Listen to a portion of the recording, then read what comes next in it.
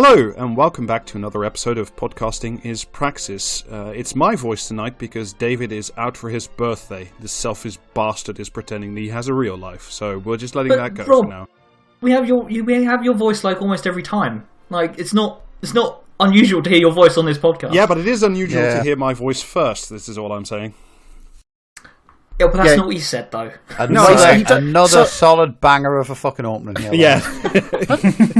In fairness to Rob, he does have his professional "I'm in charge" voice that he deploys. It's higher pitched and it's friendlier and it's nicer, as opposed to the fucking like staring into the abyss, cracked kind of voice that he's got when he's usually doing the article reads. So. Yeah. When he's doing his official business podcast, I doubt he's eating fucking like glasses of Kentucky whatever the fuck around and like slurring his words. Yeah, that's true. I'm sadly without alcohol tonight. Anyway, so joining us on the podcast tonight are Alistair. Hello. I wasn't expecting to be asked first. And Jamie. Yeah. And James. Hello, I am here, sort of.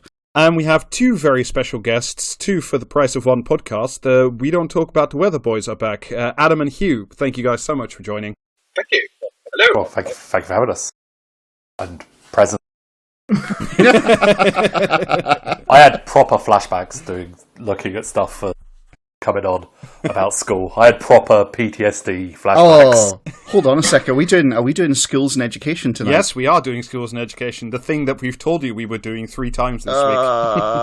Man, so I'm dying from the COVID booster. I got the Pfizer, whereas my first 2 like actual shots were AstraZeneca. Lovely admission, but AstraZeneca does absolutely fucking nothing there. And so I'm kind of like I'm like mad with COVID booster here. So this is going to be extra curse for me. Let's go. You should have got yourself an organic booster like I got, which was just to get coronavirus, which I tested positive for earlier in the week. Yeah, I did ask if it had any free range when the nurse was like lining it up, but sadly not. Coronavirus getting the much wanted.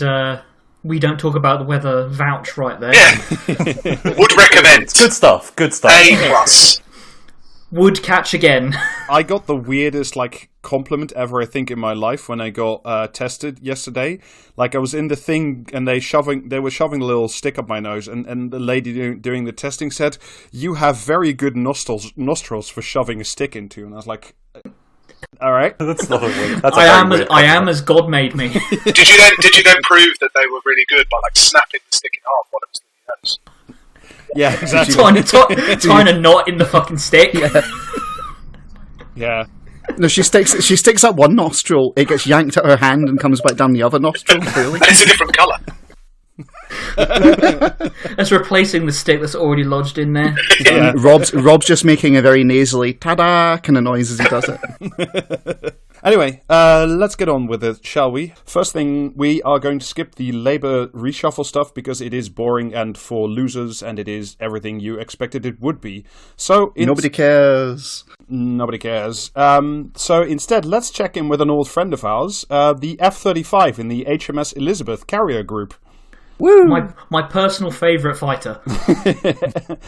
Everybody's favourite fighter, I think. If you want to listen to the full story, episode 67 is free and all yours. But thanks to our Discord, we got a link today from the Telegraph. They have footage showing an F-35 with just enough lift that it just plopped straight from the flight deck into the Mediterranean. As planned. Yes. It's to create a new island, a new Gibraltar out of F-35s. Yes. Yeah, you're just not understanding this from a tactical perspective. So, look.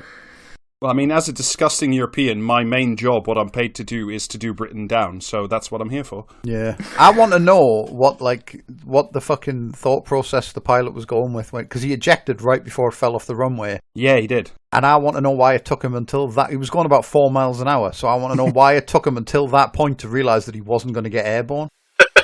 I'm imagining he's on it, right, and he's doing all his pre-flight take-home. He's like, okay, starting. Okay, just going to open the throttle a bit more. No, this is still not happening. All right, fuck it, turning it off. It's not switching off. What? Why is it not switching off? Oh shit, Mayday. And, all in all, another brilliant success for the F-35 torpedo program. or F-36. Maybe he didn't mean to eject. Maybe like when what he pulled, he thought was the handbrake. Well, maybe it's like me. Whenever I'm fucking up something, I'm desperately looking around for somewhere to put out a cigarette before I start doing it. Just looking around the cockpit for the ashtray, and there's no ashtray. He's like, "Oh no, not again!" He was gonna. You remember, you got to turn into the thrust. I'm sure he was taking off. Maybe he was just attempting to parallel park and it all went really wrong. The Telegraph quoted an aerospace and defense analyst called Howard Wielden. It's not supposed to do that. Yeah. And according to him, there is a saying in the military, lift is a gift, thrust is a must, and I'm afraid he clearly had no thrust. It's a short takeoff of the carrier. Wow. You had to go to university to learn that shit. Yeah. But they need the ramp to get off, and clearly the pilot had insufficient power to get them in the air properly, which, I think all of us could see on the video of the £100 million plane crashing into the Mediterranean. Yeah, it fell off the front. That's not meant to happen. Well, hilariously, this is not the first F-35 to crash this week. It is indeed the second. Oh, do you know what I think? I think they should have the planes on string like mittens so they don't lose them in the sea. Yeah. Just springs back up on top of the aircraft carrier. Until the programme is old enough to be trusted with the fighter jets. Look, Britain is no longer a military powerhouse, it's a cultural powerhouse. All they're trying to do is remake Hot Shots. But yeah, a different F-35 also went into the Med pretty much a week ago, because apparently some of the ground crew left the rain cover on one of the engines before takeoff. Yeah. Which caused it to be sucked into the jet engine and then completely totaling it, as well as dumping it into the Mediterranean. Well, it was going to go in the sea anyway, protecting it from the water. Yeah, I mean, thinking. Yeah. It's gonna. Do you know what I mean? We're here slagging them, but we're gonna look like fools when they discover Atlantis. Yeah. Why does this F-35 have so many barnacles on it? Apparently, this time the pilot also ejected, but they ejected so close to the carrier that the parachute snagged on the boat itself. just catching on like a aerial or something that's sticking out and just spinning around it like a fucking yo-yo. But amazingly, apparently, the thing that we now have to do is we have to retrieve our carcasses from the bottom of the Mediterranean, because otherwise the Russians or Chinese could get their hands on them. And all the secrets contained therein. Yeah, they might fucking dig them up from the bottom of the ocean and figure out what their weaknesses are. Yeah. Their weakness is they can't fly. No, it's they might find out a tactical plan, and China could finally build that dam using clogged up F-35s. Nah, that's just all bullshit. What they're really going to do is they're going to retrieve it from the bottom of the ocean, stick it in dry dock, take the barnacles off of it, repaint it, and it'll be good to go to crash again next week. But apparently, most amazingly, this is what I very much enjoyed, is once they're down or something, they have like a black box thing, but they also apparently have a emergency locator beacon, which you can activate remotely so you can find these things, say, at the bottom of the ocean. But the UK Navy doesn't want to activate the beacon because apparently the pinging noise also alerts the Russians and the Chinese where the thing is. And does like the fucking, do you know what I mean? Do the Russians and the Chinese not have like satellites or anything that can track like a fucking aircraft carrier? They're not small. Do you know what I mean? I suspect they know where they are. Are they not going to be there? And there's like the Russians and the Chinese are just kind of standing at the Straits of Gibraltar, just like, you stay there, get back there. Don't you come in. Do you know what I mean? I imagine they've got satellite coverage watching this aircraft carrier and just seeing the plane fall off the end of it. It's not like, you know what I mean? It's not like they have to go far. They just go, all right, well, the carrier was there, searching a 10-meter radius, and we'll find the plane. Do you know what I mean? So the official race for everyone to run into the Med with big fishing rods with magnets on the end is the ping.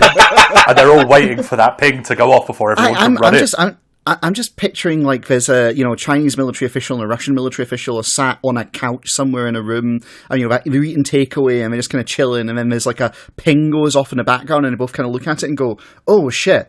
Like I just love this idea that they're just sitting around doing nothing until suddenly this gets raised. Fantastic. I just have more like the idea that it's like that Simpsons episode when Homer joins the Navy, and it's just like all the carriers coming together, and the UK fleet just going, "It's my first day."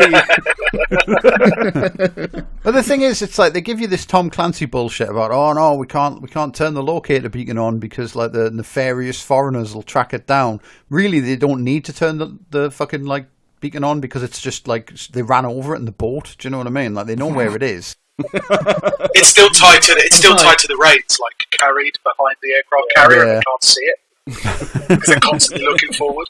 Like that fucking National Lampoon. Is it National Lampoon's Summer Vacation where they forget the dogs tied to the back bumper of the car? It's like that, but for like £100 million jets. You know what I mean? This is why they're not using the big string kind of approach that you suggested, Jamie.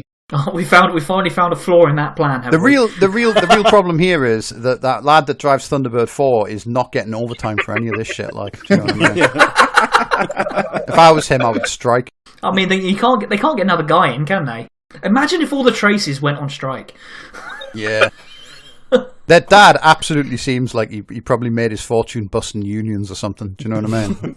Yeah. That's what all the Thunderbird vehicles were for originally. Yeah, incredibly suspicious of any cunt that owns their own island. And has a like Southeast Asian stepbrother. Just saying. Around the 60s, American involvement in Vietnam. Just saying. Yeah, but anyway, enough about the Ghislaine Maxwell trial.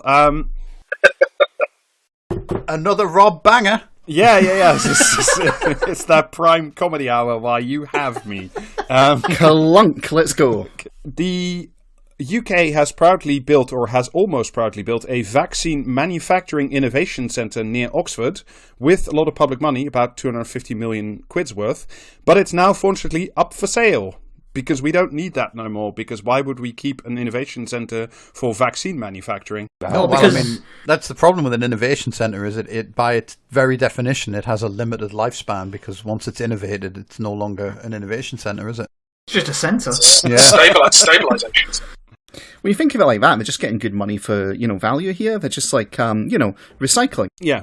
Well, I mean, not really. Like, it's supposed to be done next year, but according to the FT, the centre was already quite instrumental in speeding up the research at Oxford, which then turned into the AstraZeneca vaccine because Bill Gates got involved. But I was going to say, turned into was doing a lot of heavy lifting in that sentence. Skipping a few steps became the Oxford AstraZeneca vaccine. Apparently, it did speed it up by a couple of months, and obviously, this is the kind of spare, useless capacity that obviously Britain will no longer need in the future. Rob, you see, we've expanded the state by a micron, so we must immediately shrink it again. Well, you must indeed, because what we've discovered is that the private sector is just too damn efficient.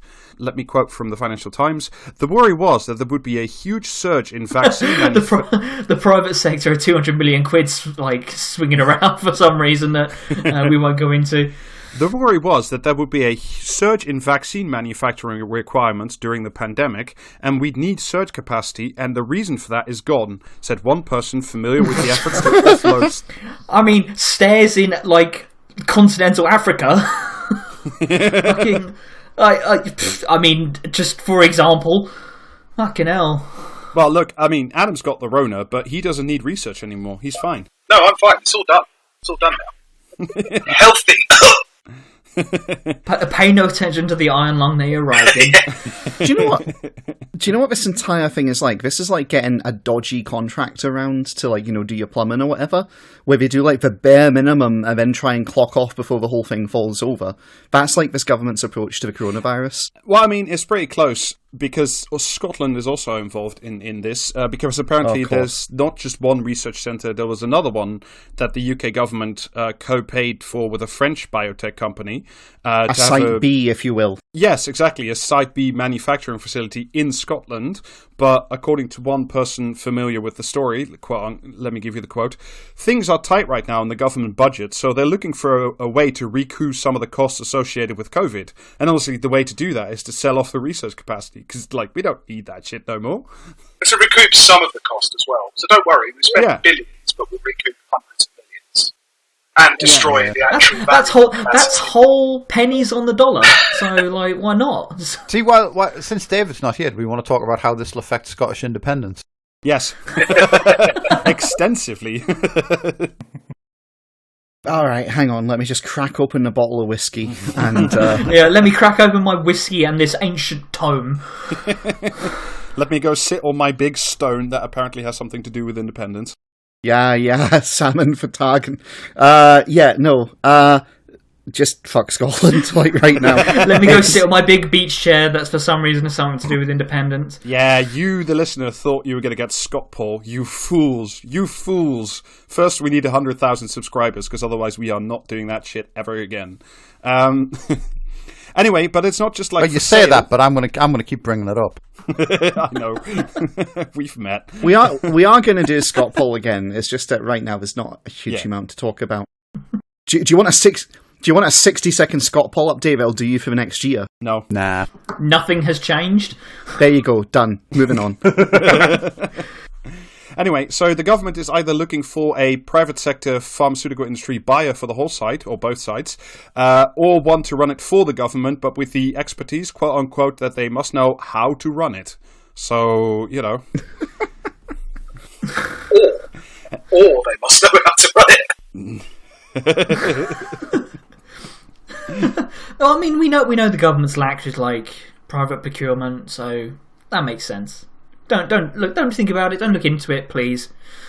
Well, speaking of things that most people don't look into, except for weirdos like me and, again, the Financial Times, the pension plans in the UK are undergoing some interesting changes that may or may not impact any pension you may or may not have. And I know most of us don't, but, you know, let's say for shits and giggles that you do have a defined benefit pension.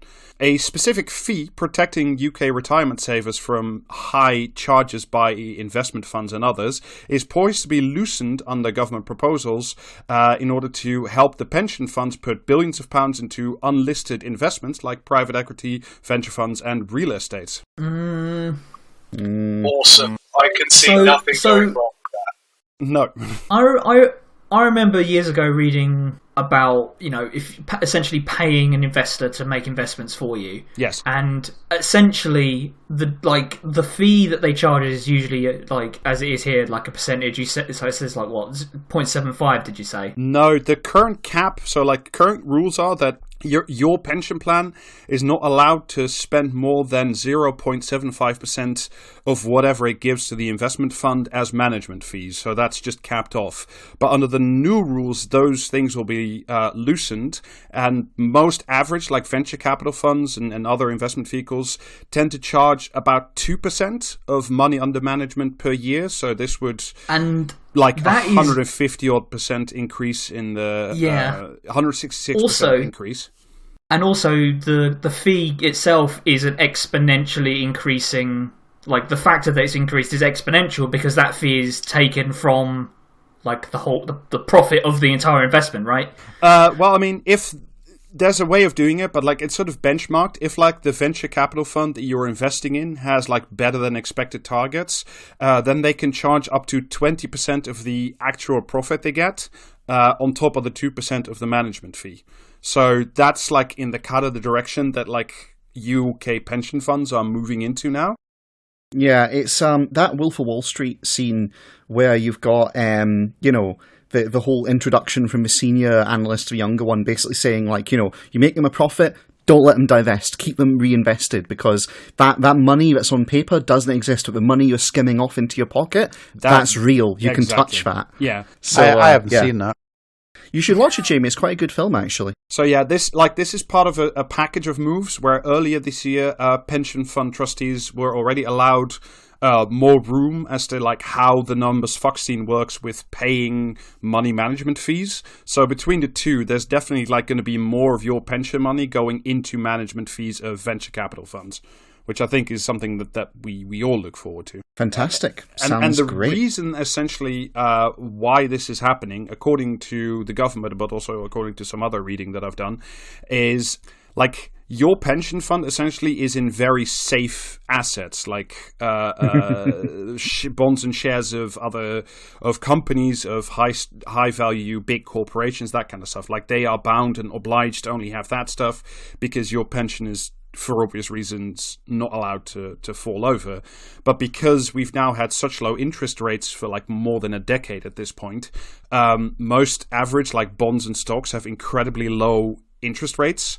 And because the pension funds have to keep paying out, they're not getting enough money in to like replenish the fund, as it were. So right now, like, they need more dangerous assets with higher interest rates to keep the pensions going. Rob, are you trying to tell me that the rate of profit is tending to like downwards? That's crazy. No, I mean, I wouldn't like say I'm giving you a 5 out of 10 for effort on that one, Alistair. Delivery requires much improvement. This is why I'm glad all my pension is all tied up in Funko Pops. They're never going down in value. Largely tuned out for that entire financial discussion until Rob said dangerous asset, and I thought, oh, we're talking about Tom Clancy again. So one of the other reasons that the government is loosening these rules is because Rishi Sunak doesn't really want to spend government money on this whole levelling up business, but he does really want to spend your pension fund on it, which is one of the last big... I mean, do you know what I mean? He needs to get his shit sorted out, because you don't spend government money on levelling up. You spend experience points. You know what I mean? If they're gonna persist with this ridiculously childish fucking language, they can at least get it right. Do you know what I mean? You need to get a certain amount before you can prestige the UK. Yeah, that's what it London is. has prestiged so many times, it's just lost all meaning. You need to prestige. New Game Plus for the North. You get to keep all the stuff from before, but you start again. Yeah. I mean, according to Lisa Nandy, I know we weren't going to talk about the Labour reshuffle, but also fuck off with shadow minister for levelling up. It's not a real thing. Do you know what I mean? You don't need to shadow fictional fucking government positions. I'm still stuck on this whole idea of a new Game Plus for the North, to be honest. I'm just picturing Philip Proudfoot, leader of the Northern Independence Party. Like, the flag he's got comes in eerily appropriate, both at the end of the curve and right back at the beginning when literal St. Oswald is tooling around. Yeah, that sounds great. Well, I mean, to quote Lisa Nandy from earlier today, the Labour Party is moving left or right. It is moving north. That apparently is... twirling towards freedom. New Game Plus for the North is basically just we have to start from, like, we have to do industrialization from the beginning again, but we get to keep all the upgrades we bought for the Batmobile. You get to keep all your cosmetics. Yeah. But yeah, just very, very briefly returning to the finance bit, and then we'll get on to main topic. Oh, sorry, Jamie. Crack on them. Do you know what I mean? Sorry, am I spoiling your fun? Yeah, Jamie, you can get back in the Batmobile for a little bit. Just kick the tires. But yeah, essentially this move of pension funds moving into like much riskier assets, like I said, venture capital, private equity, private debt, real estate. Is essentially they need to make... Oh, the pensions have to become landlords. They are becoming landlords. They're allowed to invest in real estate investment trusts. So yes, pension funds are landlords. You've got to pump some more money into the real estate sector. I mean, it's looking ropey out there. Yeah. Exactly. So now there's... I'll be totally honest, right? See if we just got rid of landlords, but we kept the payments the same. It's just that now all the payments on rent were going to supporting, like, the old people. That was, like, future pension payments. Then, like, all right, that would be a net improvement to what we have today, to be perfectly fucking honest. Not that we're getting that. No. But yeah, like on average, about a decade ago, like, pension funds were fine just investing in normal stocks and bonds. They got about 6% annual interest rates. But now, because the interest rate's been so low for so long, that returns about 1%, and that's not nearly enough to, like, cover the outflows in terms of actually paying pensions.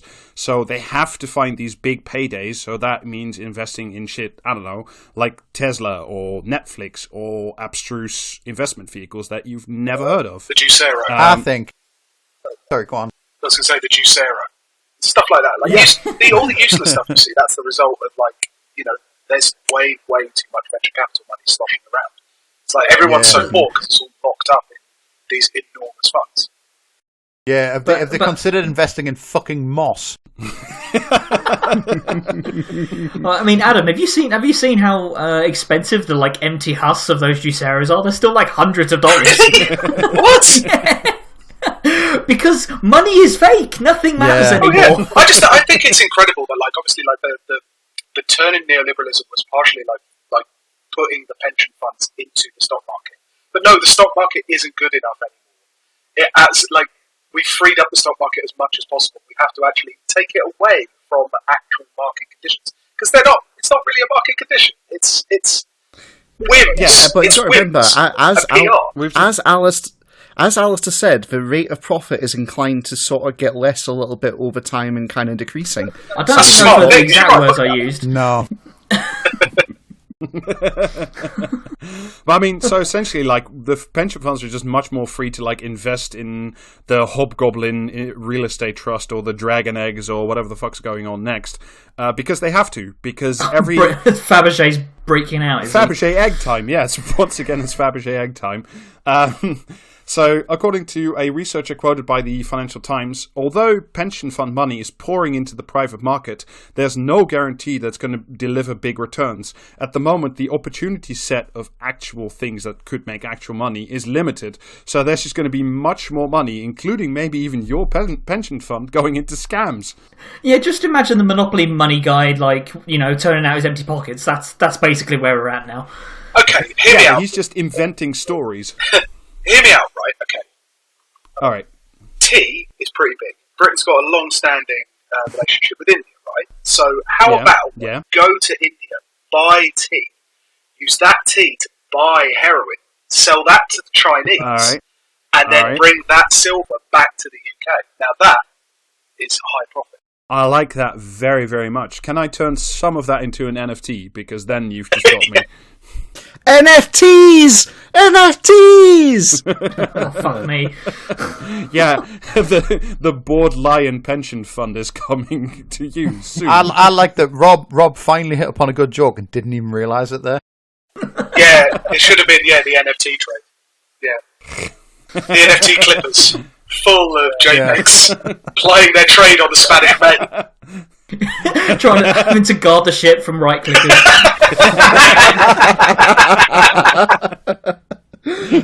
Anyway, so that's sort of the good news for today. The scare quotes, good news. So I want to turn to our main topic, and also why Adam and Huw are here. I wanted to talk about the neo-traditionalist style of schooling, or hard schools, or disciplined schools, which I thought would be an interesting thing to talk about today. Are we talking about that fucking headbanger from Twitter? Yes, we are. Well, which one of them? Sing or whatever. I was going to say, that's all we do on this fucking podcast. We are going to be talking about her. And specifically about the school she runs. All right, everyone, turn to page 5 of Discipline and Punish and read along with the class.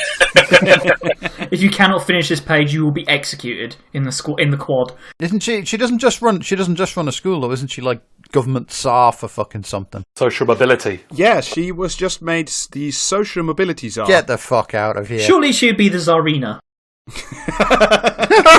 I like that's the part you hone in on, Alistair. Fantastic. I mean, if we're going to give people idiotic names, at least make them like vaguely like accurate. Have Labour appointed a shadow social mobility czar. The social mobility Tsarevich.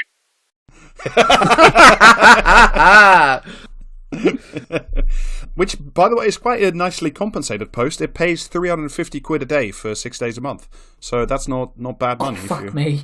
I'll give that a go myself. Yeah, I want that job. Give me 2 minutes to just go on Twitter and tell it to give me a fucking job. Yeah, Jamie. Jamie, you'll be able to fit this in around with your bee cleaning up job. Yeah. But yeah, this is part of, as I said, what's called as the neo-traditionalist approach to schooling. You have to think of, you remember when Gove was education secretary and he said that people should be able to memorize multiplication tables and recite poetry, that kind of stuff? And every school has to be above average, kind of thing. Yeah, every school has to be above average thing, and some fucking like other dipshit in the fucking house trying to patiently like explain to him why that's not practical. As if he gave a fuck. Do you know what I mean? Like, I'm really angry now just thinking about that. Like, every school should be above average. It's like, fucking. Do you know what I mean? That's the second. Even? That's the second worst thing he's ever been involved with after that fucking like late night talk show thing he did with David Baddiel in the 90s. But yeah, essentially the approach of neo-traditionalism is essentially a civilizing mission. It is, if you will, imperial practices brought home to the core.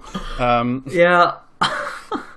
I love to bring things back to the metropole. It's essentially you must know many of the things through rote recitation, and the most important thing, apart from knowing all the things, is to behave properly at all times without fail. Yeah.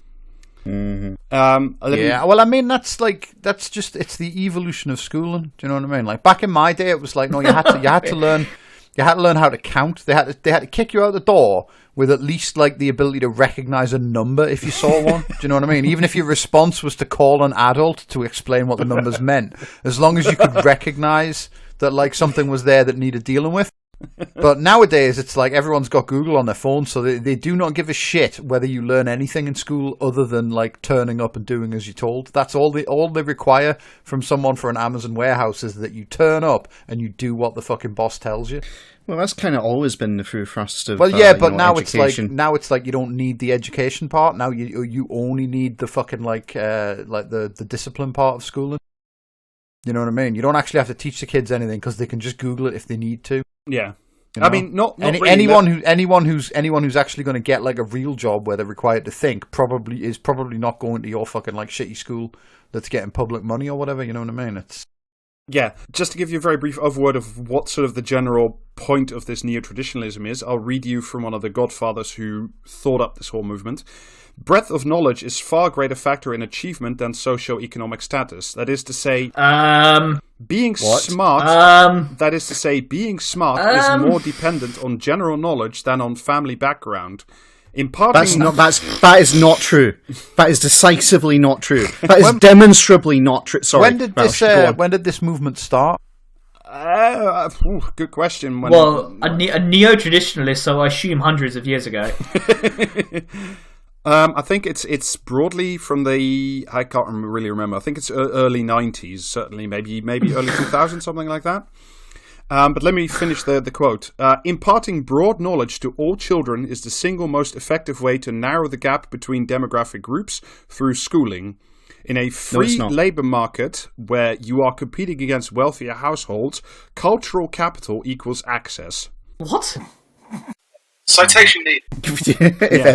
If ever there was a gargantuan citation needed for something, just fucking hell. So this is very much explicitly about installing or reinstalling hierarchies in schools and installing the virtue of hierarchies certainly in pupils. And I know, Adam and Huw, I just like to sort of welcome you to your childhood trauma because I know you guys went to quite a tough school or a traditional school. I don't know how to put it.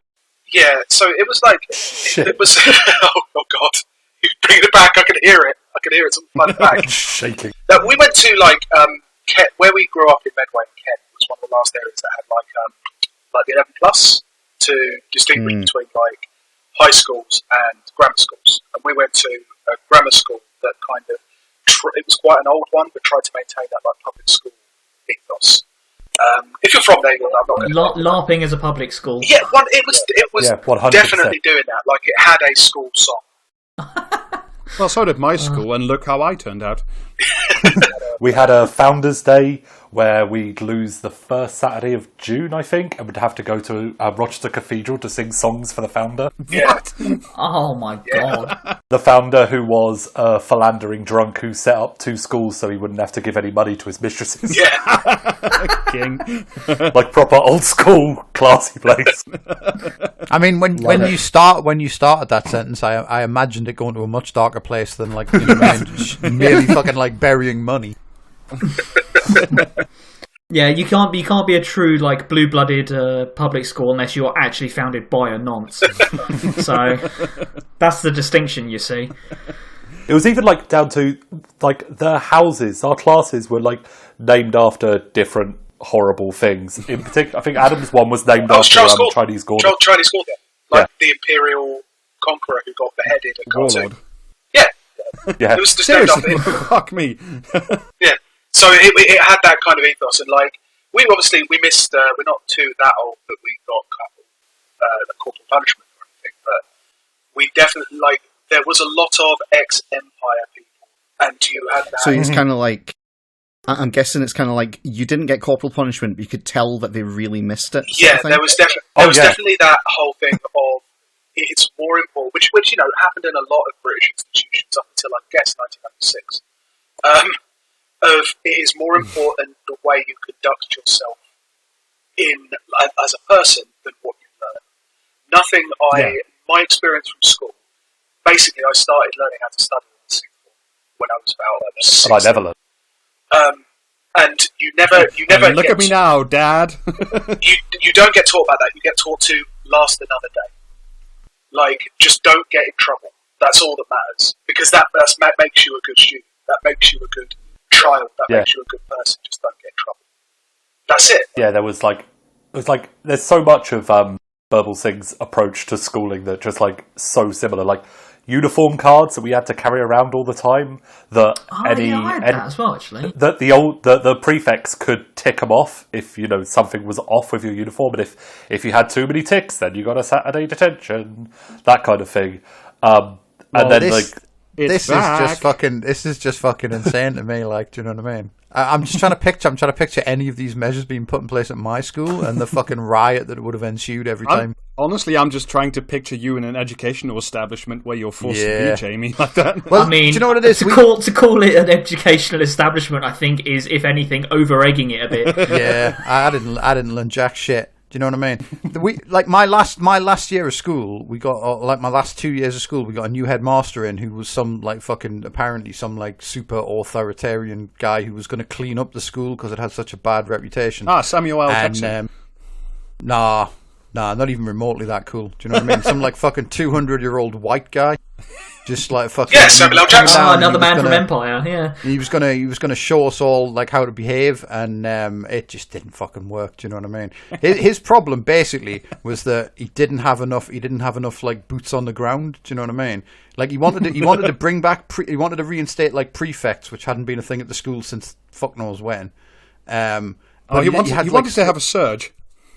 Yeah, he basically wanted to fucking, do you know what I mean? We're gonna have prefects, but they were so starved for well-behaved children with any fucking degree of authority whatsoever that they just had to make half of our year prefects. Do you know what I mean? I was a prefect, and it was just fucking they were just oh no, you've got to guard the fire alarms on the last day of term because people always pull the fire alarms on the last day of term. Yeah. And so you just get to sit in a corridor playing a Game Boy all day, and then someone would come by and go, "Can I pull the fire alarm?" And I'd be like, "Knock yourself out, mate." You know what I mean? It was great, but yeah, that fucking headmaster, he was like, "Oh no, I'm going to clean up this school," and it's like, "No, you're not, mate." Do you know what I mean? So I mean, Catherine Burble Singh has frequently and also herself been described as Britain's strictest head teacher. She is the head of the Michaela Community School in North London, whose motto, by the way, is "Knowledge is Power." A little bit about Michaela. She has a long history of inserting herself into the media and also into Tory politics. She sort of became known about 2010 when she gave a speech at Tory party conference about how bad Britain's schools are because they, quote-unquote, awarded prizes for all and were created by, quote-unquote, well-meaning liberals. And apparently instead of learning things, they were letting pupils run riot. Fuck yourself. Do you know what I mean? Oh no, they're giving everyone a prize. No, they aren't. Fuck off. Yeah. You know what I mean? I do like that the undertone of that is that acknowledging the accomplishments of children is to be shunned. Well, the thing is as well. They go, "Oh, the fucking schools nowadays, they give everyone a prize." It's like, yeah, and the prizes are shit. I can understand getting spun up about it if we were winning speedboats for attendance or some shit. Do you know what I mean? But it's not like you're on fucking Bullseye, mate. Do you know what I mean? You get a fucking badge at best. You could get the same thing by just sending some shit you'd drawn to Blue Peter. Yeah, so, I think a huge subtext to this, which I think will become more apparent as we go through this, is one of the real objections is that with the abolition of hierarchy, it gives people a basis to feel like they're good enough to talk back. And so it's very important to reinstate hierarchy and get people disabused of the notion that they can compete with their betters. Yeah, I think that's a large strand of this, to be honest. And if you wanna get another strand of Catherine Burble Singh's character, if you go to the website of the school, there's a specific section called the Headmistress, where it links to various bits of PR that she's been involved in, and it's ranged into like certain header types. The first header is education, articles in the Telegraph, the Times, the Sun, and other, happy publications. Good. Are the second and third also education? No, the second one specifically is titled Culture War. Wars. And I was close then. Okay. Does it have a link to her chicklet where she talks about different races' genitals? Where she is the mixed race. I forgot her name. It's where she's being banged by Jude Law. No, and that links to her, which is the other reason why I invited you guys on. That's where she lists her articles in The Spectator, The Telegraph, and of course in Spiked, because she is one of the Spike Network people. We've got to keep the wokery out of the schools. Pretty much exactly on the money. In a recent article, she wrote, parents should take claims of racism with a pinch of salt if children are being disciplined because black pupils have an extra card to play. Parents should ignore their children if they claim there is racism at play. However, real official statistics, not the ones in her head, show that BAME kids are about 6 times as likely to be excluded or punished as white kids in the UK. So, but she's just playing to the audience. Yeah, but again, the subtext in what she's saying to audience is, listen, it's not racism if they deserve it, right? Like, that's the attitude that obnoxious people take into these things. Yeah. It is incredibly is the main thing. One of the main things that I remember from school was I learned some very choice words for traveller, and the fact that we had a couple of teachers that would designate the worst child to be that. I don't want to say the word to be that. It's word, quite an old-fashioned and then word. you'd have to sit in that. I know which word you're referring to. It's Victorian. Oh, good. Well, that's the thing. Okay, I'll say the word because it is so old-fashioned. Diddy-kai. So what? Diddy-kai. This is vintage racism. This is it actually comes from an Indian word, dakoi, which means bandit, like a Hindi word. Welcome to the Antiques Roadshow. Today we are praising an antique I was not joking when I said how traditional this school was. I was not understating. It's like Kent doesn't nowhere in Britain likes travellers. They're everyone hates them, and Kent even more so, and has so many words for them. And it's not surprising that they'd have words that no one else has heard. Yeah, I was going to say it's quite impressive when you learn a new kind of racism after having lived in Britain for 40 odd years. Do you know what I mean? It's incredible. Yeah. Finally, Jamie's learned something. Yeah. Nothing good, and never learned anything good in living in Britain.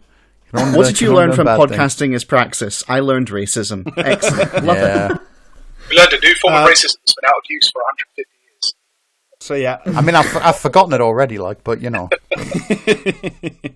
the point of Bilbo Singh's philosophy, this is from a Prospect article in 2017, is to challenge mainstream assumptions, and essentially the other point is you should be offended by what she says, which is of course incredibly spiked. It's writing for. Oh, I'm actually trolling you, pupils. Yeah. I love to have an edgelord forums poster for a fucking headmaster or headmistress rather. I'm not owned. I scream as my league table rating drops precipitously. This is what's amazing about Catherine Singh. It's when you look her up and you look up anything about the Michaela Community School, you search for it and you find exactly the same narrative, which is it got set up that everybody hated it. There are so many critics. It's unorthodox. It's path-breaking. Everyone hates it. Everyone tries to stop it. When you actually look, I cannot find a single unified critique of that school in particular. It's founded on the predication that that everyone was against it, the elite was against it, the educational authorities were against it. I mean, there's a few critiques, but you really have to read teachers' forums where they specifically talk about this school, and there it is. But yeah, I mean, there's no mainstream, there's no big article in the New Statesman or the London Review of Books or anything that sort of negates it, which is an interesting thing. Oh, I was going to say, it's just as well because she has the kind of the name of Britain's strictest head teacher. It gets used every single time, they're reintroducing her. Yeah. She's new every single time because she's never quite stuck. She has a very rigorous media shift schedule all the time, and she's never quite gotten into the Toby Young, Brendan O'Neill kind of gig of being able to guarantee a seat on Question Time every single time. Well, you know? How big is her forehead? I mean, these are the questions that she needs to be able to answer. But I mean, Toby Young does provide like front cover blurbs for the books that are written by the school and with her forwards on it, as does Andrew Neil, by the way. So I'd love to have like a eugenicist enthusiasts writing blurbs for my school. So a little bit about the school. This is the Michaela Community Secondary School. It's in the London borough of Brent, which is quite a deprived area of London. 1 in 3 inhabitants is living in poverty. There are higher than average benefits claimants, and there's a higher percentage than average of kids leaving school with no qualification. Almost 8% of kids in the borough leave without any classification. So the school is, I will say, and by, Ofsted is shit, and we can have many discussions about that, but by any sort of Ofsted metric, it is a successful school. Like, there's a high percentage of kids that do graduate and go to Russell Group universities. Graduation rates are extremely high. I actually looked up because I believe this is 2021, the first year they've had an A-level group graduate. And I think it was 2019, but I'm happy to be correct. No, I think it's the first. I think it's the first sixth form who's gone all the way through. Okay. And those A-level results, they run a selective A-level, like sixth form. So they're already selecting successful kids. I don't believe the other years are, but that year is selective. So there's some Jimmy in with that. Yeah, which is the same as our old school. Our old school had incredibly good A-level results. I wasn't allowed to stay on, and that's part of the reason why they get to have good A-level results. I've got something quite libelous that I could probably say that school. No, don't. I mean, look. Don't Huw, tease Jamie. I'll tell you afterwards. Look, Huw, the person with the weakest performance on this podcast is going to get cut as well. So, we have to keep our standards up somehow. Shit. Well, see you guys later. Speaking of weak performance, can I just take a moment to say, as someone who graduated from Russell Group University, that is a fake and made up thing, and they keep trying to make it a thing. They keep trying to insist that Russell Group is brilliant and it, conveys some, prestige, etc., etc., etc. Does it? Fuck. Right? The Russell Group is basically going, listen, we've convinced Oxford and Cambridge to let us ride on their coattails, and St Andrews is in on the bit too. And it's a bunch of also-ran universities, which are just the same as any other fucking universities throughout the UK, to be perfectly honest. Right? So, no, just fuck that noise. But yeah, it doesn't mean anything. It's made up. The thing that I didn't know is that Catherine Birbelsing is not the only founder of the school. The other founder is Suella Braverman, MP, who is the former chair of the ERG and the current attorney. It's got so much time. I thought MPs would run off their feet. Yeah, no, second jobs, I mean, it's very hard. I just, do you know what's funny? There are two things that come to mind when you mention Suella Braverman, and the first is her choice of words from a few years ago, which got her suspended from the Conservative Party for pending investigation for a certain phrase about a woodpile. Oh yeah, of course. And the other thing is her love of the use of the phrase cultural Marxism, which is something that is particular. She was I think she was one of the first ones to use the phrase cultural Marxism, but it seems to have sort of coalescing with wokery as well in the Tories. By the way, Suella Braverman MP, currently also the Attorney General of the United Kingdom. Just a little side job. Yeah, you got to have something to fill your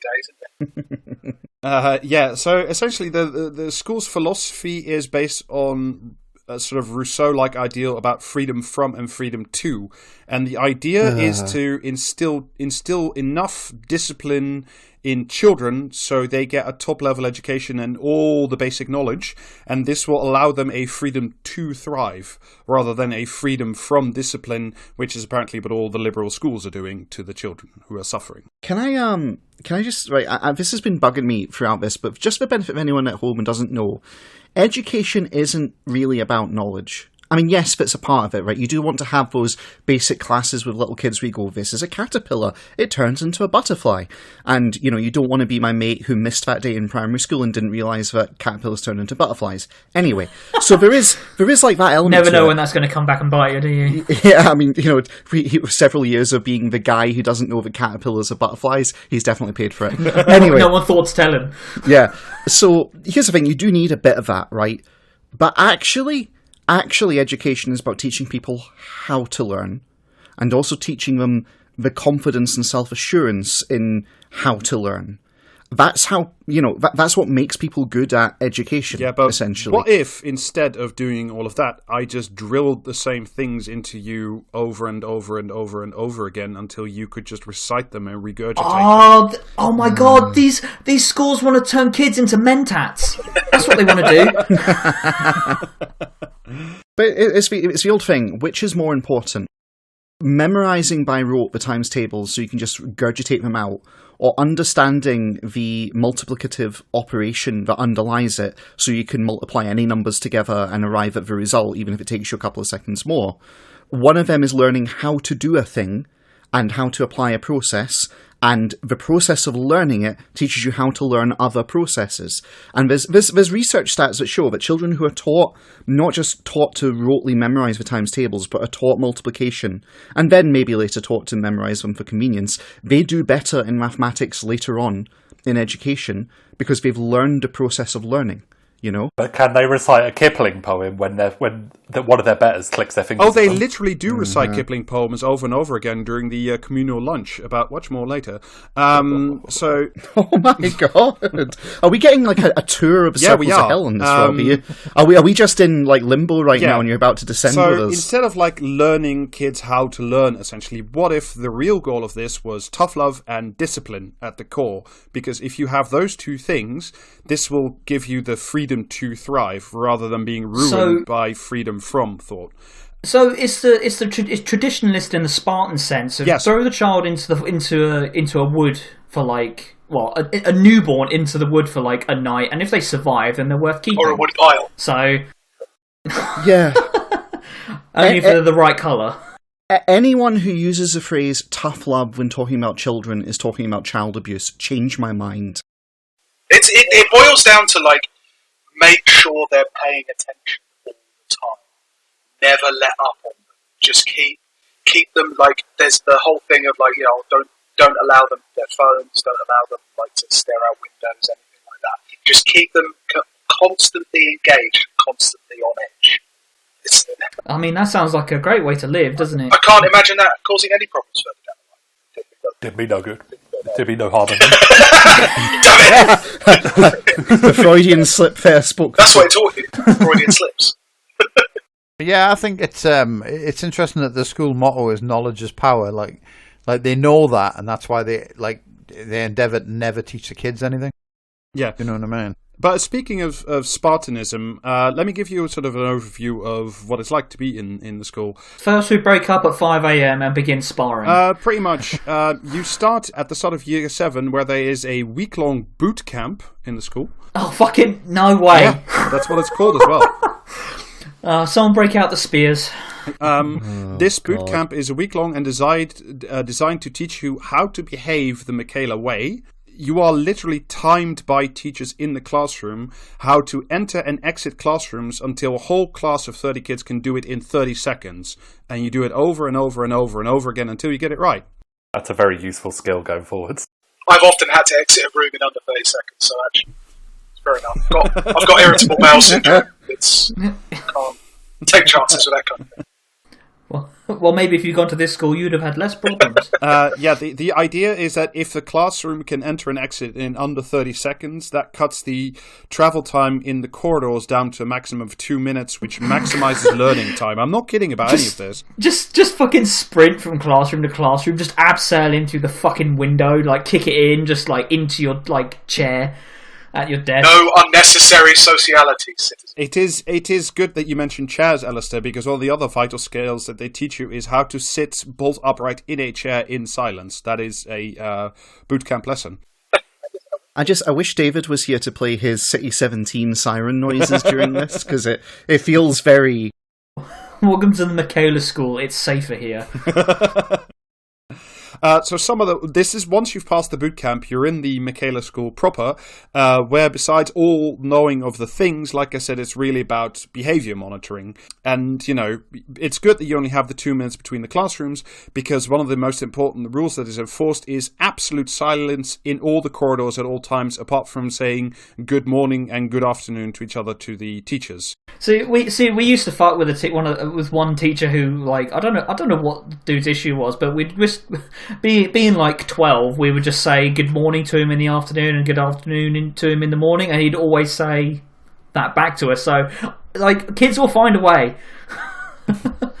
Not really, because absolute silence must be maintained, because otherwise the infractions and the detentions come very thick and fast.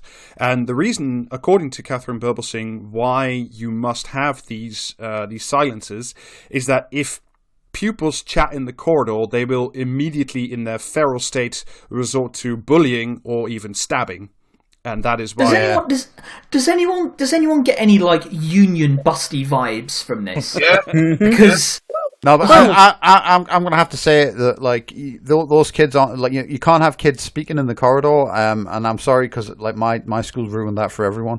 Because, like, we used to just... We used to have one lesson a week where the teacher was would openly also weep. No, the teacher was it was the first lesson on a Thursday, and the teacher was like the fourth year's head of year. So his like first thing, they were getting their like assembly, and he would be like really late to that class every week. And so we would just be like 2 rows of kids lined up in one of the corridors, either side of the corridor. And when kids would walk past us, we'd play like boot alley and just try and kick their legs out from under them. Yeah. And we did that to a French teacher once. It's broken. It's broken window schooling, isn't it? It's like Yeah. maybe you could apply that to the real world. Maybe just don't have anyone talk to anyone, and then you are further constrained with talking from anybody, because not only are there no phones allowed at school, the school tries to enforce that the kids don't even have a phone at home, because it gets in the way of doing homework and sleeping. Yeah, you can't even have one of the fucking ring dial jobbies either.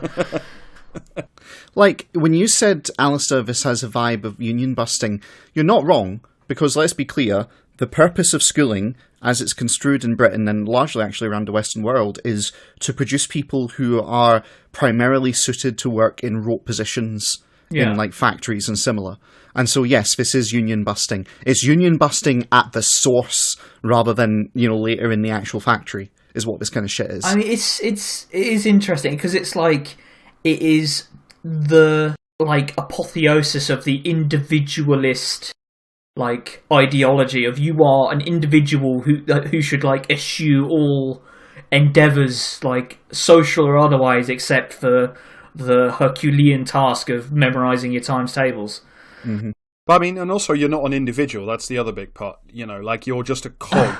Really, that's the and one of the cog ways that's done. I wanted to get back to what if we just recited Rudyard Kipling's "If" is every day they have lunch with the teachers in some kind of assembly hall or something or other, where, according to Catherine Burbelsing, kids are taught to cut their food, which apparently they didn't know before coming to this particular school. Just eating a whole fucking burger whole, like a pizza. If it doesn't come sliced, it's just a nightmare. But to be fair, some of the discussions about eating food on this podcast, I wouldn't be surprised if a lot of you didn't cut your food, but that's a different subject. Let's compromise. Let's compromise. Have a Chicago town. Put it in microwaves. So yeah, the kids have lunch with the teachers at the table, where oh my god, one of them. Oh fuck me! I love to sit down for lunch with my boss every day. Yeah, it's management is present at all meetings. Yeah, you're not wrong about union busting. Where one kid has to bring the plates to the table, another brings the food, another lays the cutlery. It is enforced. Another one is eaten. It is enforced to say thank you at all times, and kids. Good afternoon. I hope hope you are having a good financial quarter. Thank you very much. I am having a very good indeed financial quarter. Pretty close. I shall see you in the coming week. According to Wikipedia, it is mandatory that kids must hold eye contact with the teachers and other students at all times when the others are talking. Jeez. Don't blink. Nice. And at the end of the lunch, there is a mandatory poetry recycling where all the students stand up at the same time and bellow the same poem out. Captain, my captain. No, literally the poem cited is Rudyard Kipling's If. Of course it is. Of course it is. Yeah. Because it's more about aesthetics than it is about any actual theory of learning. None of this is for the kids. It's for the parents and the media people who are watching it. Yeah. After... education... Yeah, I mean, you're absolutely right. It's education as spectacle, as written for by the Daily Mail, right? Yeah. Of course you'd hear that. Because also, put that in a different context. If I told you that there was made up a scare story about some, liberal school, where every day the kids sit down and have to have lunch with the teachers, with all the doilies, and if you embellish it a little bit, you say they have to put out a fancy tablecloth. It's not preparing them for life. If you put a different spin on that, that's a hippie school. So it's bollocks. However, there's one significant alteration to the program. That is, if your parents are in any way late in paying the lunch fees, then you and the other porps can eat in detention. Of course. Oh, lovely. Oh my god, yeah. Can I ask a serious question? Debtors' prisons, but for kids. Yes. Actually, I want to ask this in all seriousness. How is detention worse than what you've described? Sounds quite nice. So you don't have to stare at a teacher while you're trying to read. I can't remember if it was another, one of these harsh education institute things, but there was something about, you sit in a classroom and do the same thing, but you've got, classical music playing.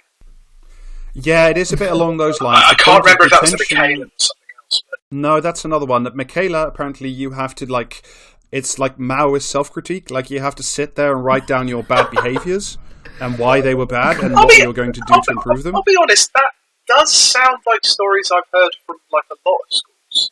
That doesn't sound, particularly out of the ordinary. I know a lot of this is, the fancier stuff is, that's obviously horrific. But there's a number of things in here where it's no, that's what teachers in other schools try to do to do us anyway.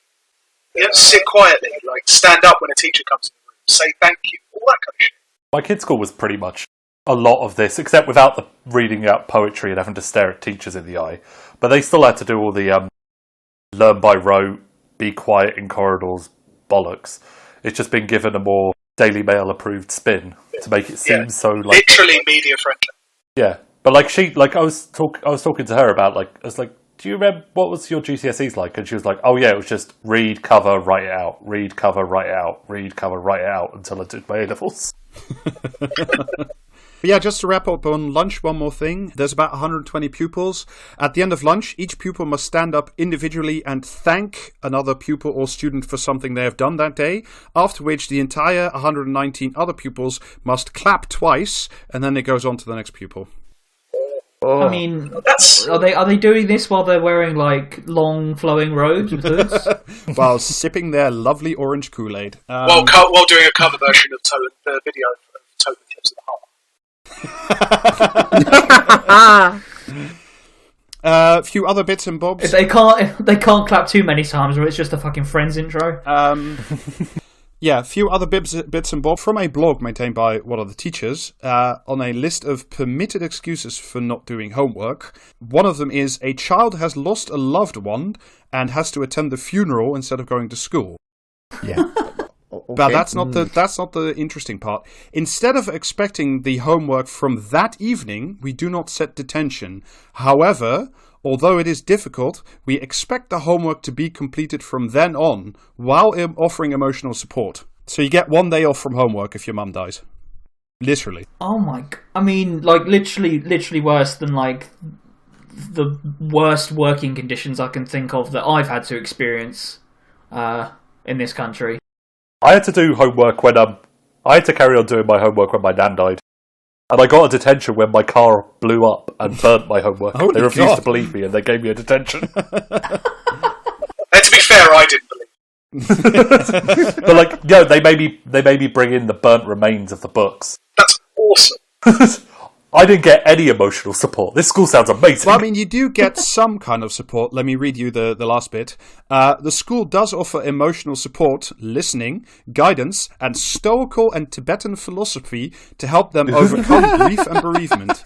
We also so traditionalists quite literally in the ancient Greek sense of the Stoics. If you put that into a Daily Mail scare story and just called the Michaela School liberal, you would have people hating it. Yes. We also preempt the emotion of grief by teaching them Eastern wisdom about mortality before they encounter bereavement we all inevitably encounter in our lives. I can't believe there's so much anti-British teaching going on in this traditional school. Anti-white, anti-British. Two things I'm taking away from this is that if you're at that school and you haven't finished your homework, you can kill an uncle to get a day's reprieve. And secondly, it sounds like they're training these kids to be Batman. Yes, with the same psychological issues, one supposes. Yeah. Every day they break a pearl necklace. I mean, as to, we already talked a little bit about what they learn. Let me quote again from Catherine Burbelsing. Dead white writers remain at the core of what we do. Children must know Shakespeare and Wordsworth, so they arrive, quote-unquote, on equal footing with their peers at university. But, I mean, I don't know Wordsworth. We learn Shakespeare. Everyone does that as part of the national curriculum. But why? I mean, okay, no, fine. Okay, you pick one of those writers and you're going to pick Shakespeare. Everybody does it in order to, be equal with your peers when you go to university. But who else? I'd love to hear anyone else that she was going to. Oh no, not just some Shakespeare. It is mandatory that you read and write essays about 5 Shakespeare plays in 3 years. Sure, fine, whatever. But what does okay? Adam short circuit. But that's it. That's everybody. That's every fucking school. That's everybody in this fucking country. For Shakespeare, you're not special. You're not doing something above and beyond. You're just teaching the national curriculum. Yeah, but with the right vibes. And with constant eye contact. Got a feeling this might be a bit of a grift, lads. As I mentioned, a grift in this day and age under this government. Not. Just you wait until they get invested in by a pension fund to bring this model to everywhere in the UK. So as I think I briefly mentioned before, the staff at the Michaela School has also published 2 books. The first one being called. I mean, the staff there have to be a bunch of fucking they are psychos, though, right? Yeah. They are fucking psychos. I read one of their teachers' blogs, and it's like, yeah, it's interesting. Let me mildly put it that way. Would you describe it more like a manifesto? The first book, by the way, is called Battle Hymn of the Tiger Teachers. Oh fuck me! This is a Dwarf Fortress randomly generated. It's from the Tiger Mother thing, isn't it? Yes, it is the Tiger Mother thing. The book was called A Battle Hymn of the Tiger Mother, which was Amy Chua, I want to say. Yeah, I think it was. Yeah. It menaces with spikes of children's bones. What the fuck is it? Tiger Mother was like it was a book. I mean, it was word before that, but it was a Chinese American woman who basically said, "Oh yeah, you've got to really push your kids like they do in China." Yeah. If you want them to get on the violin, you have to start them at 2 and give them nothing on the violin. If you want them to be a tennis star, you have to drill them in tennis and nothing else. You have to rigidly monitor all of their time. Hasn't only good things come from this system? Oh, amazing! I assume. Amazing. Yeah. Also, it's only over really good books on education that have the start of the title be Battle Hymn. It's fine. This book is for bards only. Yeah. I mean, essentially, Battle Hymn of the Tiger Mother is what if we took the Michaela philosophy and applied it to your home and the rest of your life. I mean, it is just like austere Stoic philosophy, and literally. It just makes you think these people. I mean, I know these people, if they were like nobodies, would be a bunch of fucking ancient bust people on Twitter. But it really is just oozing out of them that they want to return to like an imagined ancient Greece. Yeah. What kills me about this, right, is that what they're doing is emphasising like kindness and politeness into what they see as the roughness that kids, especially poor kids, working class kids, experience outside. They imagine all of their lives are completely feral and like constantly marked by aggression and violence. But at the same time, you're trying to say that they say that they're trying to teach them like politeness, sharing, wait your turn, right? Perfectly okay things to teach. But also, it's completely at the opposite of everything that's valued by this society. Anybody who comes into a workplace or tries to kind of actually act in that manner in modern Britain, you'd call them a fucking chump. Because the whole point of modern Britain is that you're supposed to, by hook or by crook, jump the fucking queue and grift as many rooms as you can along the way. Every piece of advertising screams at you to like be your best, be an individual. Don't wait your turn. I mean, they've even wrapped in like BAME kind of liberation politics into that. So it's like, you put a person of colour up on an advert and you say, don't wait your turn, you've been held back long enough. And that services neoliberal capitalism. So any kind of notion that outside is somehow due to working classness or feralness and not the actual capitalist civilization that we live in is so fucking bogus and hypocritical.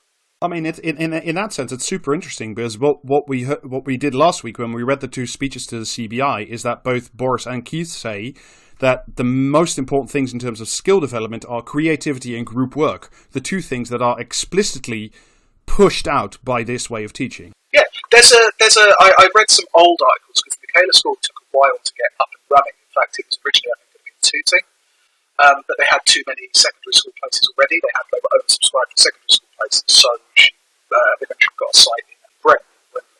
And the original ethos of the school, this was in like 2012, was going to be a proper Cameron. You're going to learn Mandarin and Latin, and you're going to have basically, I think she actually said it was going to be a state school with a private ethos. That disappeared. That line's still maintained, by the way. You still see that sometimes. Yeah, but the emphasis has twisted. Suddenly, it's we're also going to learn politeness because we're in new levelling up, red wall kind of values territory now, rather than just actually it's better to be elite. Like, I mean, sorry, I hate to jump in a second, but it does tell you a lot about their kind of inherent attitude towards the North and towards the caricatures they put in there, that they think that politeness is what needs to be learned to deal with the problems of the North, essentially. Which kind of... Indigenous people are morally culpable for the economic strangulation of their areas. Yes. I do also wonder, like, what position kids who are, neurodivergent, and obviously so at the age that they're going through this school, or kids who just, not literally, by definition, not every kid can be the smartest kid in the school. Like, what happened, because just the derision that oozes off of this for children in general is pretty disgusting, but I can only imagine that's even ramped up even more for kids who are like, underachieving, which a fucking term that I hate. It's that thing of... Which is why they have selection for A-levels, so they can get rid of them. It's just like, we mentioned about the Russell Group admissions for the A-level students. It's like something like 70%. That's physically not replicable. You could not apply that level of university admissions to every school because 70% of all school leavers would be going to these universities. So what are you trying to say? This school is built on the idea that they're looking down on other schools and they're unorthodox. We could do it better if you just do it like us. Well, no, you physically couldn't achieve those results. Isn't there a thing with the Michaela School where they're taught that as well, to look down on the local schools? Adam, that's a specific thing. In the book, I didn't read it because I couldn't find a copy, but I did read a review in Schools Week by Jules Dobley, who mentions the following bit. In the top of the pyramid chapter, in which the teacher outlines how Michaela pupils should embrace a them and us culture to distinguish themselves from the inferior behavior of less fortunates. So you're not meant to replicate it everywhere. You're just meant to get a cadre who despise the poor. That's straight up a thing that we had at school. Yeah. It was sort of proper culture shock when I left. Yeah. It was like a solid month of I was genuinely terrified when I left that I was being like tossed out into the wilderness where I'll be mauled by poor people and killed. But then within a week I was like, oh my god, this is so much better. I can smoke. Yeah, you can finally be cool. Buy my Jinkos. It's the difference. It's the difference in what discipline means to people. Because to me, this sounds like a very austere school, very disciplined school. But like, there's a lot of elements that are in a lot of other schools. What it sounds like to me is that if you were to apply this, discipline is the thing that kids need. It means for rich kids, it means a lot more attention. For poor kids, it means we're going to put cops in the school to make sure to drag you off. Yeah. That's what Absolutely. that means. Yeah. I mean, you already see that because there's already been like a huge growth of like ex-military and ex-corps being put into schools pretty much for that purpose. I think in this government, or certainly under Theresa May, there was like a specific program to get ex-soldiers in the classroom. Yeah. This whole thing is explainable through the model that David and I have been talking through, which is that essentially with the death of an extended imperium for Britain to turn to and rule over, that imperium has to be recreated internally, and it's being recreated in the poorest in society. And that's kind of why these lessons from the externality are coming home now, so that we're now dealing with, our children being essentially divided into classes right from the get-go, but not just classes in the economic sense, but classes in a real kind of status pyramid sense, where either you're part of the elect or you're just like worthless, and this is all it's going to do. And you talked about, what's going to happen to, neurodivergent kids, and the answer is we just want them to die. Yeah, they don't rate because they can't be part of it. And there's one more aspect I wanted to touch on because it's very much part of this, and what I think it's also of this moment right now is at the end of, if you look at the book or in the inside cover, there's a false claim on the front of the book which says this school should be banned ! It says it on the cover. This is from the review I read. The quote about this book should be banned is not from a head teacher or like somebody at the Ministry of Education or any of that, someone outraged by this way of teaching students. The quote is by one of Michaela's very best friends and fellow provocateur, Toby Young. Of course. Because this all, to me, like all of this fits very much together. You see her, like I said, on the school webpage, it's the first page is education and the second page is culture war, and that's what interests me so much. Yeah, about Adam and Huw, if we could just get you after we've wrapped up here at the end to just say that this podcast should be banned, and then we can slap that over the top, I'll do that. I could be like Toby Young, although I've got friends. I mean, do you have 4 friends? Maybe. I mean, it combines this incredibly utilitarian rote learning, getting you ready for the factory floor where you never disagree with your manager, with sort of like this, certainly a very classic Tory attitude about the deserving and the non-deserving and meritocracy, and you pull yourselves up by the bootstraps. All the actions that you do in the school are yours, must be owned and have consequences. If you fail at the school and are excluded or mysteriously dropped from the A-level group, that's not the school's fault, that is your own fault because you didn't learn enough. It's also a school that seems very much organized around making the life for the parents and the adults and the teachers as predictable and as easy as possible, with just brutal levels of discipline. And all of this, of course, slots neatly into this perpetual outrage war on woke that Spike and the new Tory party love so much. Because you put this out in front, so all the Guardian readers sort of lose their shit over it. Because you just generate another front and you just boost the people on your side more. Yeah, I think the dream for these people is to eventually have a school that attracts the kind of parents that do not object if the teachers decide the best thing to do is disappear their children. Yeah, like I say, if they can't pass a reading test to a sufficient standard, they just get executed in the courts. It is interesting how kind of the old, the old imperial model has tried to come back into vogue. One of the original promises of kind of neoliberalism was that it would eliminate class, you wouldn't have class, you just have an because that has failed, all that kind of attempts to reform human beings to be like receptive to market signals and all that kind of thing, they've started to blame people for not adjusting to it. So they've had to go back to the old way of doing things, of inserting and asserting hegemony very blatantly or very physically. Sit them down, force them to pay attention, and we'll tell you what's what. But it's interesting that this wave of strict education is often presented in the kind of schools that get the most, with other kind of things that, like I say, if they were in a liberal school, would be presented as reasons that kids are failing. And it's interesting that the only kids who can, because they're trying to train these kids to only have to have the discipline to recognise choice, neoliberal choice when they see it, and the only kids who can be trusted to have choice are those with the money to prove that they've mastered the system. Yeah.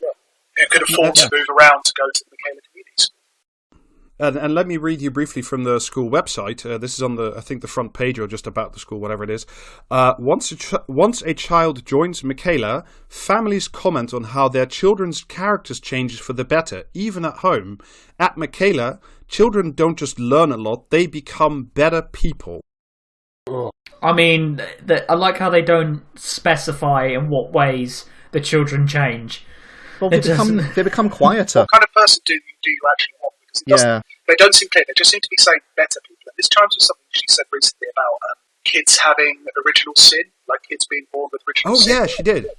She used. I mean, she did use an allusion. I do think it was like a poetic metaphor, or whatever the actual word is. But she believes that kids are born feral and evil and need goodness to reform them. And like Jordan Peterson, she refuses to actually define what that goodness is, which is the heart of any kind of moral philosophy. So you're left with absolutely nothing, because she needs those kids to be as flexible as possible, because the world they're going into actually doesn't give a shit about whether you're well educated or not. Like, all the stories you have about successful tech entrepreneurs starts with, so I dropped out of college, so I dropped out of school. You know, they don't mention the family emerald mine. But essentially the narrative that everyone's told is that in the real world is you don't need school.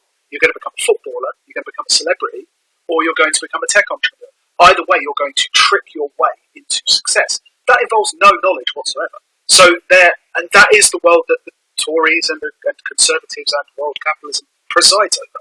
So it's completely at odds with both those things, which is why it seems so at the heart of it, they're not actually sure what they want those kids to be, because they don't really care. They don't want them to be. They care about the fawning headlines, but that's kind of it, really. Yeah. See, I was going to say the sad thing about this, and it ties in very neatly with what you've said there. The sad thing about this is the parents who are so estranged from their children, and from themselves by extension, that they don't understand what it is to be a human being and to be a healthy, happy child in particular. And I'm coming to this from a personal perspective, because my family, God help me if you ever hear this, but my family have got no fucking idea what it is to be a healthy, happy, balanced, emotionally open and mature, person in a loving and nurturing environment. They've got no idea. That my family's basically defined by my grandfather, who was a sergeant in the British Army doing police action in Kandahar back in the day. And, you can imagine how he ran his immediate family, and then how all his children have kind of carried that forward. And so you've got this whole, there is like a section of the British public who are so emotionally not just repressed, but completely divorced from healthy emotion, that they genuinely think that, if no one's making any noise, there's not a problem. So if the child's quietened down and become quiet, that's okay, that's good. That means they're learning how to behave. That means they're better. They're better now, because that's what I should do, right? That's the way they used to teach nurses up until, again, about 1996. You used to stick them all into basically a prison. You weren't allowed to go out at night, and you had to listen to the matron. That's James, I'm not sure I agree with the parent side of things, because, like I said, this is a very poor borough. It has real structural problems, and what I can very well imagine is that you as the parent want the best for your child, and there is stuff going on the street that's not always easy. I'm not saying it's feral, but there are real social issues playing out on your street as it is, and you want your child naturally, because that's parents everywhere at all times under all systems, they want the best for their children, and they see this school, it's weird, but if you just prima facie believe the propaganda, then you and you want the best for your child, then I can very well imagine that, you say, well, rather than, Okay, but I mean, I hate to shatter your illusion of a better fucking tomorrow for all of us, but no, British people just fucking hate kids. Yeah, they do. No, And I'm yeah. not suggesting that, I'm not suggesting that this is a And good for a idea. lot of British people, there are no kids they hate more than their own kids. Yeah. But I mean, certainly for the people who read about this, like the people who read the Spiked and the stuff and the Times and stuff, they definitely hate the children. But on the individual parental level, I can well imagine that it may be individually rational, but collectively suicidal to engage in this kind of behavior. And I'm not condoning it. I'm not saying this is right. I'm saying that to me, there's a level of understanding why you would even seek to put your child there. I could understand if they emphasise, this is where kids get to have a quiet space. If you have a very chaotic outside life, exterior life at home and in your area, I can understand the appeal of having this is a quiet area where you get to work on yourself. But of course, the quiet area is constantly interrupted by more of the same, and that chaotic world. That is what you're going back into. The skills that you quote unquote learn being in a chaotic environment way more prepare you for the horror of a 0 hours contracts world than sitting quietly. And that's a bad thing. That is a bad thing. But I know it's a bit of a cop out to say fix society before you fix the schools, but I think it has to be taken into account that the Michaela School's answer to this thing is to essentially try and rewire people's nervous systems so that you become the perfect worker. You're incapable of accepting periods of inactivity, being quiet with yourself. That's what it seems like to me. It's an answer to a question no one asked. And also, Rob, if I can just add one last thing, I can totally believe that a parent, in poverty without any choice, they do this and they put up with it, right? But by the same token, any parent that actually is connected to their child is going to notice that things are shit. They're going to know that things are shit. Yeah. And I think that's the problem here. As Jamie says, there's a lot of parents which are so emotionally disconnected from their children that even if they, do notice they've gone a bit quieter, they'll think it's a good thing. And this is the uniquely British disease, frankly. No, I mean, how we treat our kids. Course. I mean, to me, because we were talking a little bit about Empire before, and weirdly enough, the thing, I just thought of it, what this whole business reminded me of. Do you guys know what Bernardo's is? It was a very... Yes. And Bernardo's used to do this thing very, very famously. They also almost went bankrupt, or they did go bankrupt later, which very British as well, is that they used to do this thing. They had these big ad campaigns where they would take Victorian street urchins off the street and then literally dress them in slightly revealing rags, essentially, and then they do an after photo where they'd be all dressed up in shiny and iron shirts and that kind of stuff, and they would sort of take feral ragamuffins and then turn them into productive subjects of capitalism. And this reminds me extraordinarily of that same conjuring trick, the same magic, the same nonsense, because it was all those posters were not real. They were literally designed as ad campaigns to get the donations flowing in. I mean, it all comes from the same place, doesn't it? Children are feral little monsters. They require the rod. Spare the rod, spoil the child is the uniquely British But also disease. they're very useful because nothing tugs the heartstrings like the story of a child. Yeah. No, there is no. It's something that Catherine Beverly does a lot, which is when she's grandstanding at a Tory Party conference and telling people not to vote Jeremy Corbyn, then she's allowed to be political, and it's outrageous that a teacher's allowed to be political. But when you actually do politics at her, try to engage with her on a political level, no, I'm just a teacher. I'm not political. It's that kind of thing of they're constantly trying to avoid any kind of thing and essentially use the children for their own particular. I mean, it almost goes beyond politics into a kind of a societal project, except they're not quite sure what that societal project is. None of the spy people actually care about any of their issues. They care about how it plays to the people they care about, which are their peers, their class peers. Cargo cult grifter. Yeah.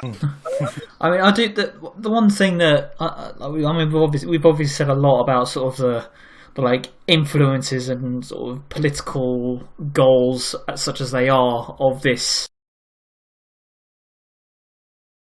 It's one, but I think there's an. I mean, this is one school. I think they were planning an expansion, but there's a bunch of like imitators, of course, have sprouted up in the meantime. I think there's going to be another school in Stevenage.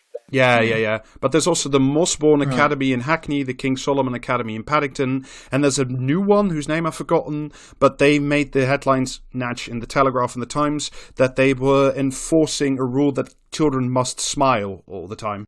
Jesus. I mean, the thing that really does the thing that sticks out to me first and foremost, like through all the shit that we've read, like that Rob you've read out to us about what this fucking school does, is that just the kids are not human. That is just such a alien idea that these are actually human beings that have passions and interests and whatever, like rough around the edges, so they may be, but like why does that mean that you have to become a dead-eye automaton to service a fucking Amazon warehouse? What wrong have you committed except for being born in the wrong fucking postcode? Well, that's why. And earlier, I think as education changes with the kind of capitalism they want, they actually don't want self-directed people anymore. Got enough of them.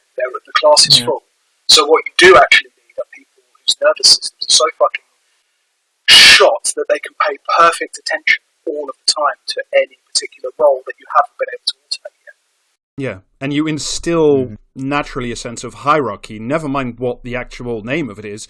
You just need to train a class of people to jump when the hierarchy, whoever defines, says jump. Yep.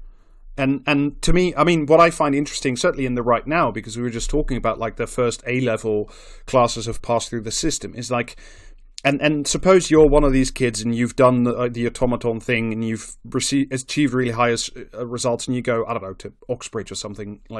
What happens to them when they enter a university and encounter this totally different world where certainly maximum discipline to essentially zero discipline? I mean, I know obviously in Oxford and Cambridge are but they're not the same as other universities, but there is no discipline other than, well, if you fuck up, you're out. But what must it be like to have this level of roted education and this level of drill sergeantry, and then you get into Oxbridge and you walk into one of your colleges on the first day and you meet a gang of toffs from Eton or Harrow or whatever who are just hooting and hollering like apes.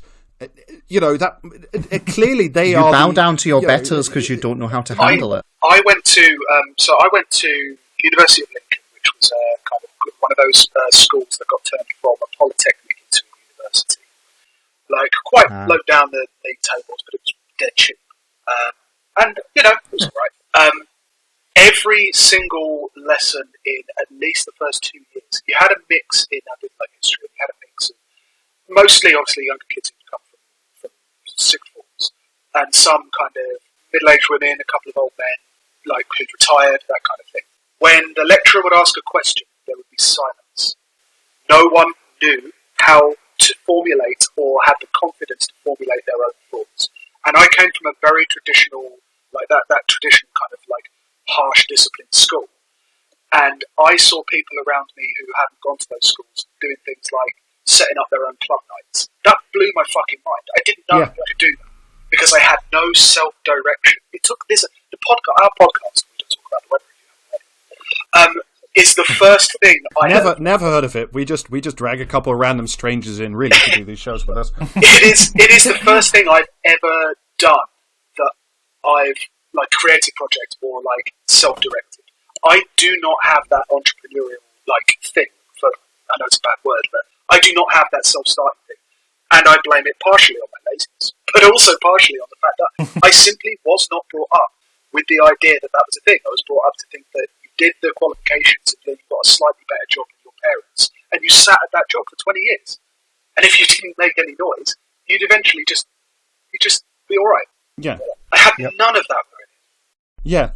And yeah, I mean, and I have no idea, if you're one of these Michaela school bots, again, not just university, but what happens when you enter the workforce? Not at the Amazon work poorhouse level, but at any level of creativity, or where group thinking and projects and self-starter nonsense is required. Like they must implode on contact. I mean, I'm gonna take a bet that these students in particular, perhaps not ones from other high schools, but I have probably a bet that there are a number of kind of people associated with the kind of larger Tory apparatus who are going to be very interested in those kids throughout their careers. Yeah, because that's the Michaela School way. They had so many. If you search Michaela School on Twitter, all you'll get is international private education experts going for visits. They had help from Anthony Selden, who's like a big private school. I think he's a knight or a lord or something. They had so much help. They had so much help from the Department of Education. They had everyone singing their praises.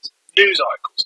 The kids from those schools, and that school in particular, especially the first generation, are probably going to be all right because they're going to be guided the whole way. And that's the big takeaway, isn't it? That actually, if you have a patron, if you have a mentor, you're probably going to be all right. You mean you reckon they'll all end up in like the Adam Smith Institute, that span? More than one of them will have a policy exchange job. Yeah. Well, that's always been the British Empire's way, isn't it? It turns out people to fit very orchestrated roles, but what it never reflects is what are the people who can't make themselves fit. This is the phony baloney jobs factory. Yes. Well, I mean, and this is where the sausage is made. And Adam, we were talking a little bit before the recording on Twitter. I think this is also the same model. These types of people a century ago would have gone off and formed the colonial police in Kenya or in Burma or whatever. Yeah, and I mean, to be honest, the old colonial class, their strict educations, half of the time they would go and be absolute psychopaths in service of the British Empire. The other half of the time, they will be absolute psychopaths in terms of hating the actual core of the British Empire and striking off on their own.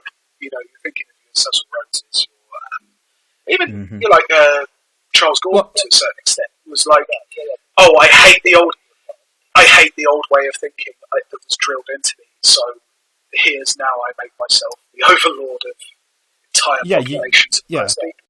Or you get like Edmund Hillary's or Chris Bonington's, like weird people who just search the limits of human activity. The limits of human endurance, because there's something inside them that's broken. Well, I think that's a very positive note to leave yet another happy episode on. Adam and Huw, this time I won't, like last time, belittle your podcast, because I do genuinely, it is a fucking recommendation on my part. I listen to it every week, pretty much on the day that it comes out, but do please plug We Don't Talk About the Weather. Yeah, it's the podcast. You can follow us at twitter.com/WDTATW_podcast. Bit difficult recording at the moment, because I've got coronavirus. But we are still going. Keep an eye on the Twitter feed for new episodes. For now. Yeah, I'll go over to yours in like a full hazmat suit. Yeah, Huw, you can just climb into the iron lung with Adam. It'll be fine. Yeah, or I'll just record from outside the window. That's how we get so intimate. Yeah. Well, I mean, I'm pleased to announce that like the Omega variant of Corona is now also distributed through Discord and all podcast channels. So congratulations to our listeners. Another town for my plague. Well, then from here in Nurgle's festive garden, thank you very much for listening, and we'll see you next week. Bye. Bye. Bye. Bye. Bye.